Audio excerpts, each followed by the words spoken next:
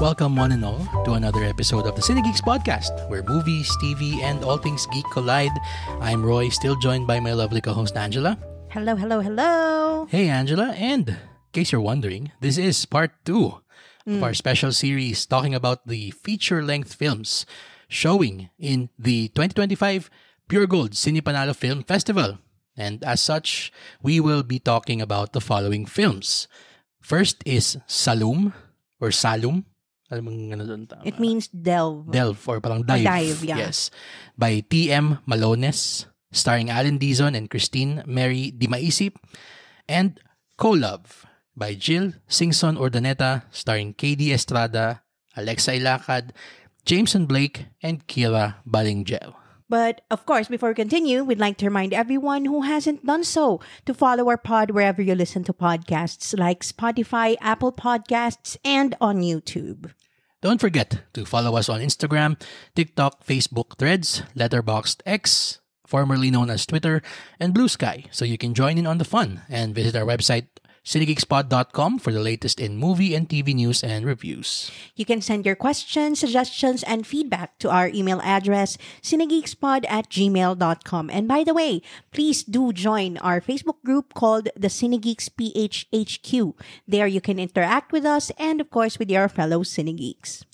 All right, let's now go ahead and talk about the first film for this episode, Salum.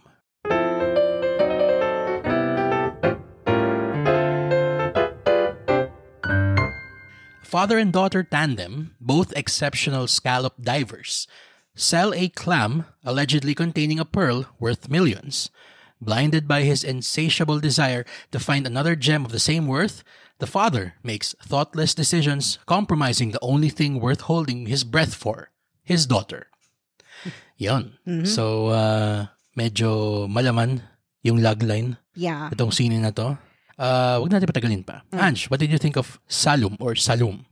I think the movie is a very introspective one. Mm-hmm. Malalim siya, literally and metaphorically. True. Of course, I love the cinematography. It was also done by the director, T.M. Malones, or Malones. Malones. If that's how you pronounce it. Kaano siya ni Post Malones. Yeah, pero sorry. It was mesmerizing. Alam mo yung ang sarap panoorin nung mga underwater na mga screensaver. Yes. Ganun siya kaganda na nakakatulala just watching all these oysters and this coral reef just, flowing with the water under the sea. Under the sea. Ayan. So, yeah, I loved how deep it is. Like it already said in the logline, they are scallop divers. So, siguro for me, sana hindi pa masyadong give away masyado lahat sa logline. Kasi I would have loved to really experience it. Kasi medyo na-prep na tayo ng konti sa fleeting dun sa parang slow living island life. Kasi it's almost the same. True. Oo, tama ka. So, ayun, parang I was happy to just experience it and then let the story unfold from there. Oo. Ang ano dito kasi, eto masabi ko lang din, one of the creatives working behind the scenes in this film is Juan Zigdulay, creative producer nitong Salum. Of course, the director of multi-awarded films such as Firefly and Green Bones. Yan, just recently sa mga MMFF. With that being said, ramdam na ramdam mo yung fingerprints ni Zig. Yes. Sa sining ito. Yes. Not to say, I am not implying na parang TM did not have any hand in this. No. What I'm saying is, yung parang kung gaano ka sobrang placid, peaceful, meron siyang deliberate na pace, kumbaga. Kasi yun yung sa ganun yung sa Firefly tsaka sa Green Bones eh. It's slow storytelling, kumbaga slow food. Yun. Ganon siya. Hindi siya yung parang Okay yung ano mo doon, yung analogy mo doon, slow food. It's Yan. best consumed na you're... Ninanamnam mo. Yan, tama. And talagang ina-appreciate mo yung every element of that flavor. Parang ganon. That's you're true. just experiencing it at the moment. Oo. Moment to moment, ganon. Yes. With that being said, the film, of course, ganun yung ano niya, ganun yung atake niya doon sa how it introduces its characters, yung setting kumbaga, and this emotional complication that exists between the father and the daughter. Nakaka parang in hindsight, medyo parang nung binasa, kasi quite honestly ngayon ko lang nabasa yung logline niya. So we try to really go into movies blind. Like, no trailers as much as possible. Or kahit logline, huwag natin babasahin. Nung pinapanood natin yung scene kanina, yun na nga, nakita ko na parang, okay, so dinedevelop yung character ni Alan Dizon, tsaka ni Christine, na meron silang, kumbaga, island life relationship as father and daughter. Very idyllic, very peaceful, and quiet. Yes, thank you. Yun, yung mga iniisip ko ganun, mga words na yun, tama. Tapos, eventually, there comes this complication na sobrang, kung susumahin ko nga siya, para siyang first and second half lang ng scene. Yun para siyang, the entire first act was just setting up kung ano yung relationship nila, kung nasan silang ganon. Their dynamic nila, kung ano yung ginagawa nila everyday, pumapasok sa school si girl. Tapos, yung way of life nila, basically. Yun, etc. Everything, yung ganon. And then, someone comes along, and then biglang we kick it into high gear bigla. It's funny kasi kanina biglang naisip ko na parang, okay. Akala ko para siyang sinasabi ko, para siyang fleeting. Na ganun mabagal yung kwento lang. Yes. Tapos biglang dumating tong complication na to, bigla siyang, thriller pala. It got interesting. Akala ko bigla siyang thriller. Biglang naging psychological. Oo. And then biglang na-resolve din siya agad. Yung parang complication na yon. It did not stay there, or parang it did not make the stakes high enough, siguro. Kasi, although, we felt the danger naman. Kasi meron. Pero, I would have loved if parang mas naging dire pa yung consequences or yung possible consequences nung actions or inaction. Oo. Kasi, ang nangyari tuloy, para siyang, and I don't know if this is parang a meta-commentary, kumbaga, sa parang kung gaano ka day-to-day ang buhay sa isla, sa probinsya. Parang may problema, maayos, tapos na. Back to back to idyllic living tayo. If that's what the film was trying to accomplish, it did it well. Kasi, nagka-problema, naayos, tapos na. Pero, yun na nga as a film, parang yun lang. Medyo nakulangan ako kasi ang ganda na ng performances ang galing ni Allen. Talagang ramdam mo yung weight of the world with his acting. Yung talagang yung love and care niya para sa daughter niya, naparamdam niya through the pensiveness of his looks, yung mga talagang nakatingin lang siya sa kawalan sa dagat, yung mga ganon, even yung kung paano siya mag-interact with yung kumpare niya. Si Cuz. Yung ganon. Tapos yung cousin, the bear pala. Actually, parang ganun nga yung dynamic nila. Yung si Cuz tsaka tong si Allen. Oo nga, no? Si Allen, si Mike, hindi si Mikey. Si Carmi at saka si cousin. Oo. Pero yun, na parang hindi na-develop na, may isang hindi na-develop na aspect dito, na conflict, na sobrang potent and ripe sana siya for an exploration, in addition to the narrative danger, quote-unquote, na pinuntahan ng kwento. Hindi ko na lang sasabihin ko ano yun, pero yun yung sa akin. Ikaw, do you agree or disagree sa akin? Although, yes, I agree to some of what you just said. Pero para sa akin, nagawa naman niya. Kasi parang, ayun nga signature din kasi ni Zig Dulay na parang he believes in the goodness of people, the innate goodness, na parang everything will work out if you just stay true, stay grounded, and try to live with honor. Yes, everything can turn out well pa rin kahit na ang dami ng parang complications, hindi natin nakita na nagkaroon ng consequences yung actions nung mag-ama kasi hindi rin naman sila saint. Yun dun ako kasi meron sila mga ginawa dito sa film. And there is this, ayoko sabing mantra na sinasabi nila kasi paulit-ulit nila sinasabi yung phrase na yon. You know what I'm talking about? Na parang there was no grappling with the consequences of why they had to say those words. Diba? Kasi there's something that happens para kay daughter, and then there's something that happens para kay father that made them say those words. Yes. Diba? I think I get what you mean na. Parang siguro, nagkulang pa siya ng konting nuance.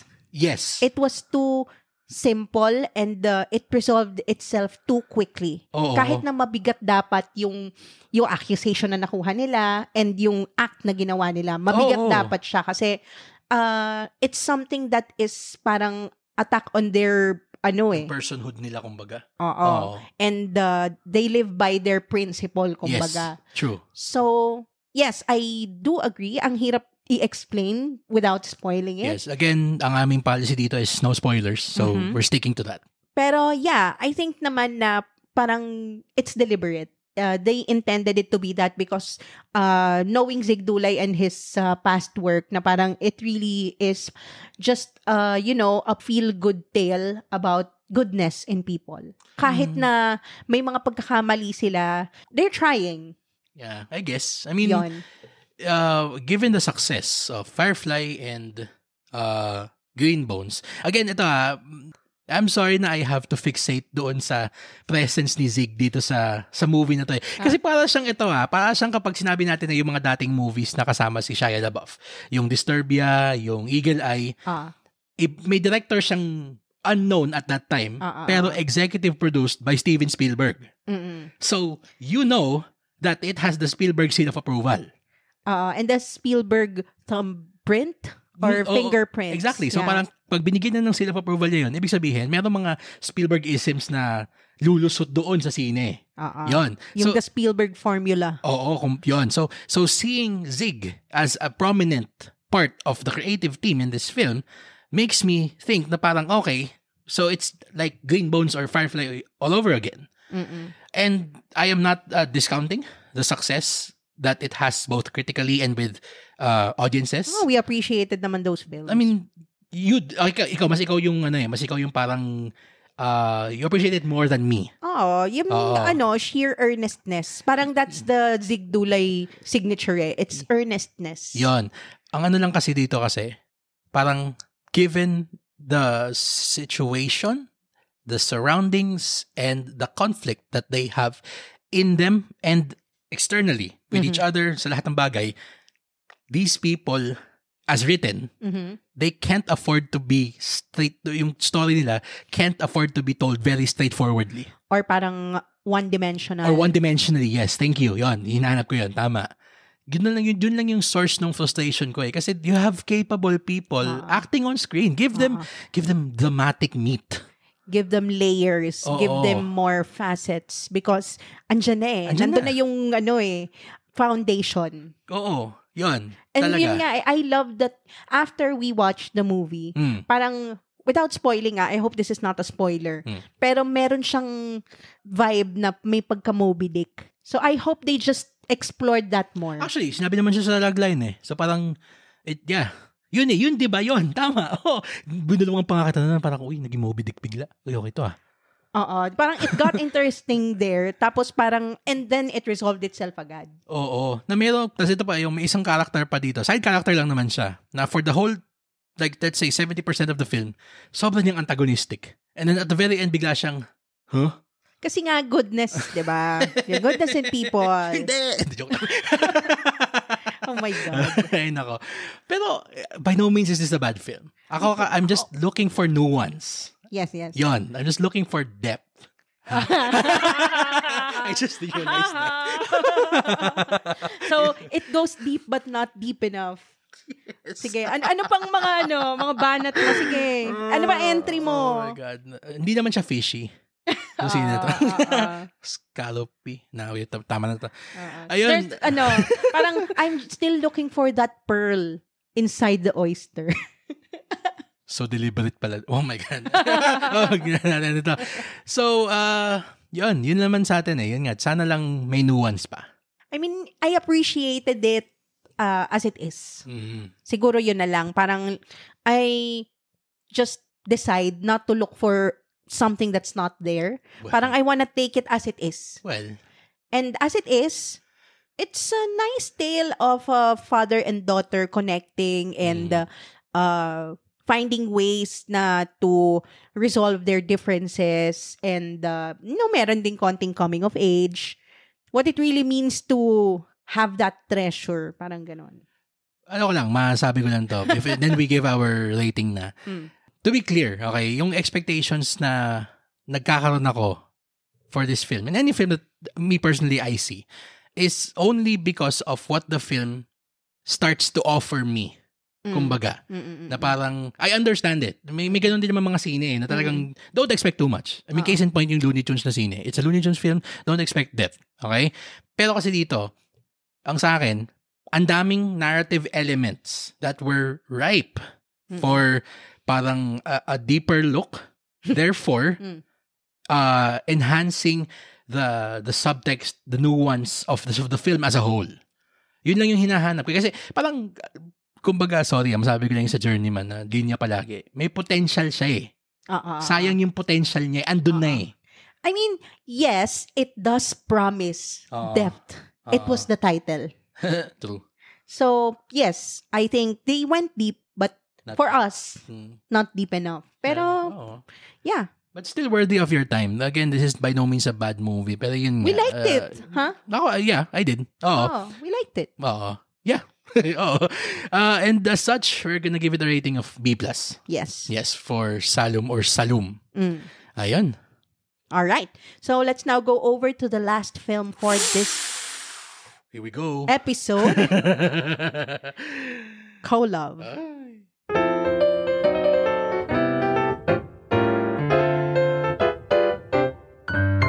When two popular content creators face conflicts in their respective romantic relationships, they decide to form an unlikely collaboration.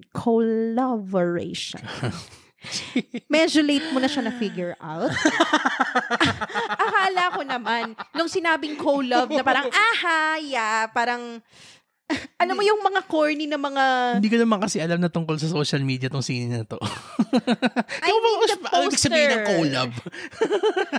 Yun nga, collab with love. Oh, God.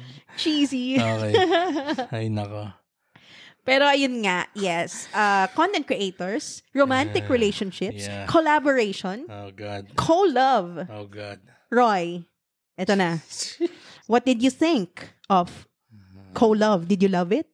Sige, ako na muna mauuna.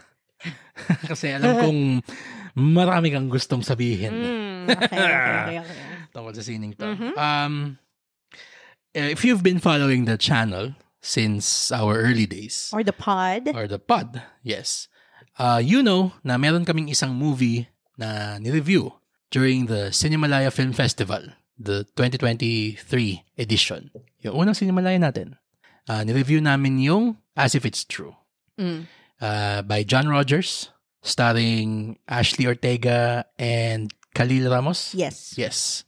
Fantastic film. As in talagang kinikilabutan ako every second kung pinapanood yun. Talaga sobrang ganda ng scene na yun. Gabi yung takedown niya of influencer culture and yung kanyang what it has to say about the state of relationships in a society that places what people think on social media above everything else. Even the love supposedly nasa relasyon nyo. Yes. Yan.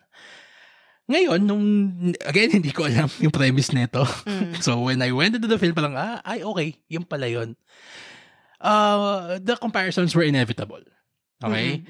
I'll get to that maya-mayang konti. Pero let me begin by saying na parang, for better or worse, this is the most Gen Z film I have ever seen in my entire life. For better or worse. More for better or more for worse? Yes. Aladdin. Alam mo yung yes, sobrang Aladdin niya. Hindi ko alam kung it's talagang yung ganun yung way of making films ng henerasyon na ganito. Pero para siyang, lest I say it, it's not even a film anymore. It's a series of social media clips tied together with a very haphazard plot thrown together.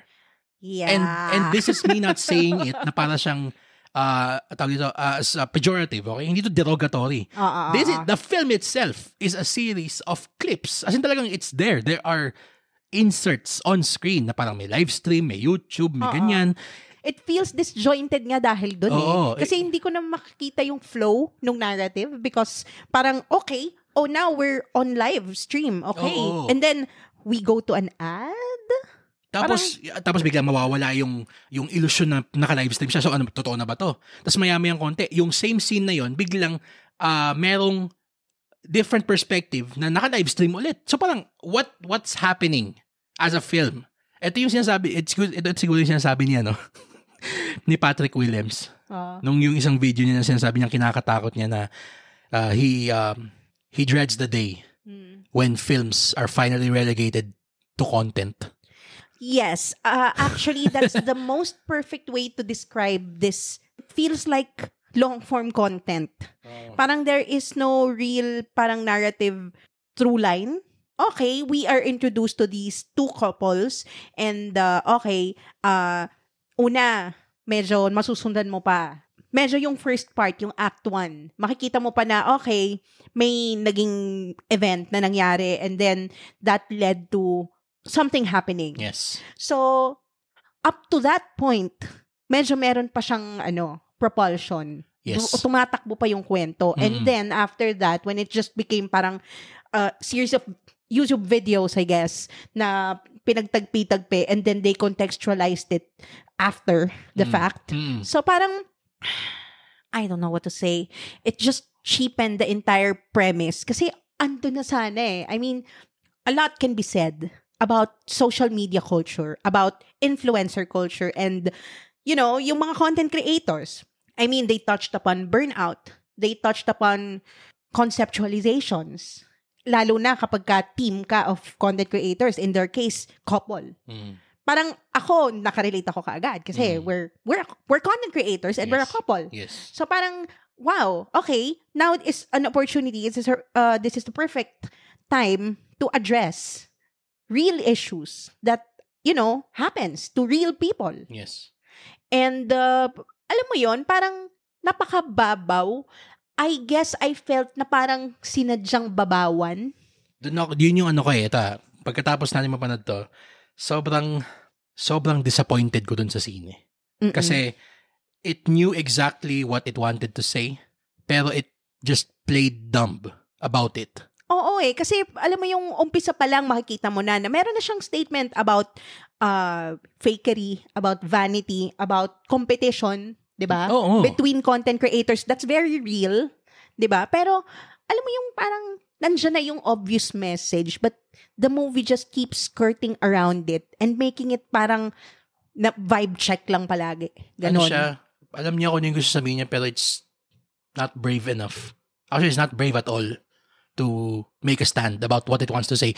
Ito din, isa pa, yung sinasabi mong nangyari sa yung parang after the first act, yung laying the groundwork, the foundation of what the movie is about. Okay, the quote-unquote movie is about. Yes. Okay pa siya. And then we get to the complication sa Act 2. Merong siya sanang sobrang interesting na pwedeng sabihin about it. Not spoiling anything, pero if it wanted to, it could have done something na very, very similar sa As If It's True. Yes. Andun na eh. Na, and then to be fair to the film, ito yung sinasabi ko pa, kanina, inano kita kasi, syempre yung Act 1, iba yung estado ng mga relationships nila eh. Pagdating ng Act 2, merong naging balasahan ulit. Pagdating ng Act 2, merong naging stylistic choice yung scene eh. In terms of lighting, yan.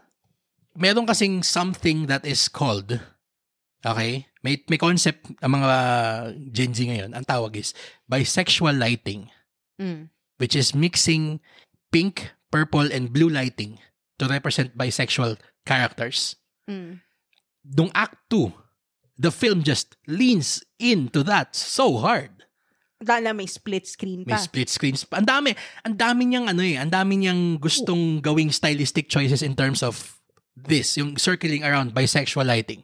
And okay? Yun nga parang we know these concepts. Yes. Kaya parang we actually got that right away. Diba? Yung clue na yun na parang, so this is where we are. Sa akin parang alam mo yung let's see if they stick the landing. or parang if they have the balls to really say what they want to say. Parang you're going there. Yun, okay? Let's see it. Yung biglang lumabas ganun. yung mga ganun, nilapitan kita din, parang, it's going there. Biglang, okay, maybe I spoke too soon na parang vapid siya sa pananaw ko. Pero, eventually, alam mo yung parang siyang, wala, it just became, it just became more of the same from Act 1, na parang, wala, puro pa rin kababawan. I mean, nagkaroon ba ng, development after that? Parang, the movie just ends and there's nothing. And parang ang bumalik lang siya. Bumalik lang sa simula. Siya. Oo. Although, sige, pwede nating sabihin na parang, full circle, ganon? Bumalik siya sa simula, pero with changes to the status quo. It's a freaking film. Write it into the film. Make us see it or let the characters talk about it. Okay? And not in a dumb, vapid manner. Respect your audience. Hindi lahat ng audience nyo ay nanonood nung mga parang rom-com na yung uso nung 2010s. Kasi ganun yung pagkakagawa na ito eh. Yung rom-com na masa eh. We don't have any problems with rom-com na masa. We're big fans of We're that. big fans of it. Pero elevate your art. For Pete's sake. Diyos ko, Mariosep. Lalo na ngayon na sobra na tayong exposed sa sobrang daming quote-unquote content. Yes. Films na we know how to discern, 'di ba? Stories na parang we know when you're dumbing down the narrative or when you're dumbing down the message or you're parang diluting it. At saka ito lang, masabi ko lang sige, we said something kanina na parang we're not gonna spoil it, pero this has to be said, okay? So that people who haven't seen this, you're prepared when you go inside. I was ready to parang applaud the steps that this film was gonna make in terms of tackling issues pertaining to the LGBT. Yes. It was going there. Ang brave nga na parang, especially using this set of actors. Na parang, that was an interesting choice. Yes. Talaga. And then, we get there, the movie just constantly parang pieces na parang, ito na. I mean, it was written in sa dialogue. Meron naman. Diba? Oo. Yung dialogue, puro double entendre. Oo. Pero, so parang, and then I guess they just chickened out. Yun. Parang ganon. Parang, I don't know. Are they gonna, magiging kontra dito is parang, hindi, yun naman talaga yun. It was intentional. Kasi nga, pag social media, di ba, dapat you're not true to yourself and to everybody. No, this is a film. You're making a film. You're not making long-form content. This is not a YouTube video. This is not a TikTok video. This is a movie shown in movie theaters. Make a film. Alam mo, akala ko nga, ito na meron ng parang ganong movie na parang it subverts to that and it really takes it home hard. Yung Becky and Badette. Yun. Ito, you touched upon it kanina. As content creators, tayong dalawa, there was something so meaty that this film was quote-unquote ready to say. It was promising a big game. Especially kung, di ba, para sa akin yung mga filmmakers, they're also creatives. Parang diba? let's just do away with the label of content creator. Basta you're a creative. Lahat tayo, creative tayo. Yes, you're right.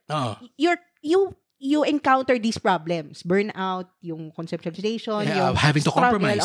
Compromise with your team, ganyan, and also competition, yan. Very real struggles, very real issues yan sa lahat ng creatives. Why dumb it down? Ano yan, para maintindihan ng quote-unquote masa? Or ng Gen Z. It was the right opportunity to educate. Diba? Kasi, ito it is our responsibility as creatives. It is our fiduciary responsibility to make sure na the content that we create is something that enriches people's lives and educates them. Hindi dapat natin piniperpetuate yung kabobohan at katangahan ng mga tao sa paligid natin. And it's sad that this film does that in spades. And I am saying this kasi as a content creator, there was the point in time in this film that you could have educated the people doon sa struggles nga nito mga to. This is a very real subset. It's a growing subset of the world. These creatives. Yes. Yung mga content creators and influencers. Diba? The same way heck, we are part of that. Diba? The same way that there have been countless films in history about filmmaking. So why not have a film about content creation? About these influencers. Similar process naman. Exactly. So parang andun na? Ano nangyari? Parang as a content creator, I feel like parang this movie cheapened what we do. Oo. Na parang Ganun lang, parang kapag ka meron kayong struggle, halimbawa, tayong dalawa, content creator tayo, couple. So kapag ka hindi tayo nagkasundo sa content, maghihiwalay tayo. Maghihiwalay tayo agad? Parang gano'n naman ka-simplistic yung tingin nila dun sa mga, how the characters were written. Tama ka it was vapid, it was disrespectful, and dismissive of what content creators go through, or what creatives go through. Alam mo yun? I mean, it was very real nga. Nakarelate ako na kahit bakasyon, iniisip mo pa rin yun. Diba? Ang dami sana niyang magagandang points na pwedeng i-discuss eh. Ito, sige. Case in point. Merong sa simula na gustong magbakasyon nitong isang guy just to detox. So, may detox kasi na. Kasi burned out na siya. Itong partner niya, gusto pa rin mag-content habang magbabakasyon. That's a very real thing. I mean, peeling the curtain a bit. We've had that argument in the past, bago tayo magbakasyon. Yes. Yun, yung ganun. And we decided on what to do. And hindi as naman a couple, hindi tayo naghiwalay. Dahil may gusto kong gawin, may gusto kong... Parang nakakatawa naman yung bigla na lang maghihiwalay dahil lang hindi nagkasundo dun. And also, maganda din sanang na-discuss nila yung boundary.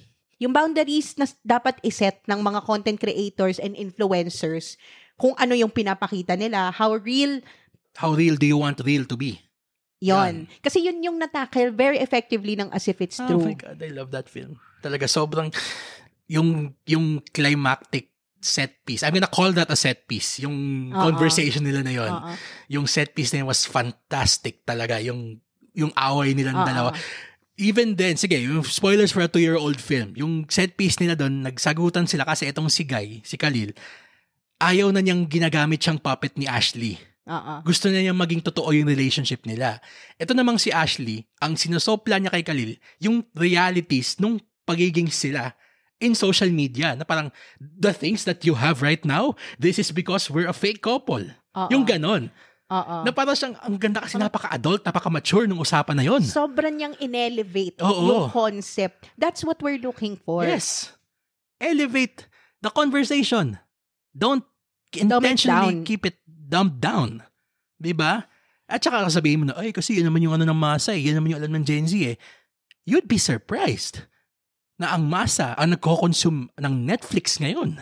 Oh my God. I mean, how many Gen Zs loved the Oscar offerings last Itong kakaano lang. Diba? Na-appreciate nila yung mga Anora, yung mga, I mean...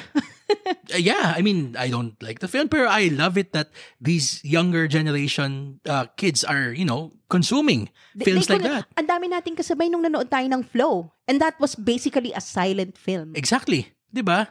And people nowadays, kahit nga dun sa Oscars, ang daming mga non-English na mga films that they watch. Sobrang...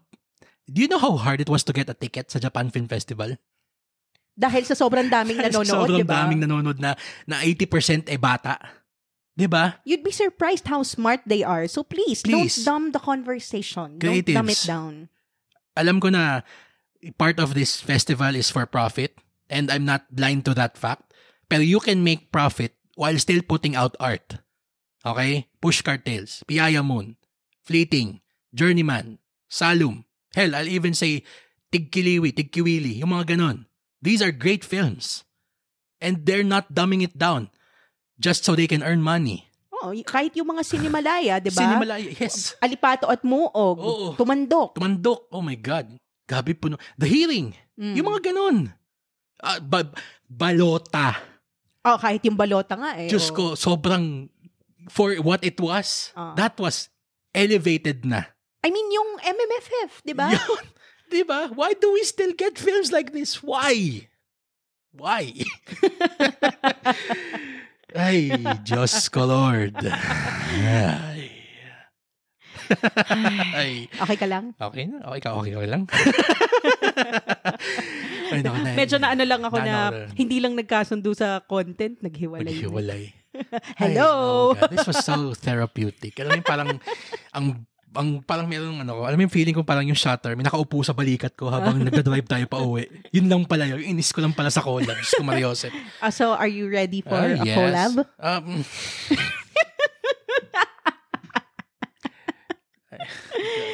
Yeah. Rating rating na.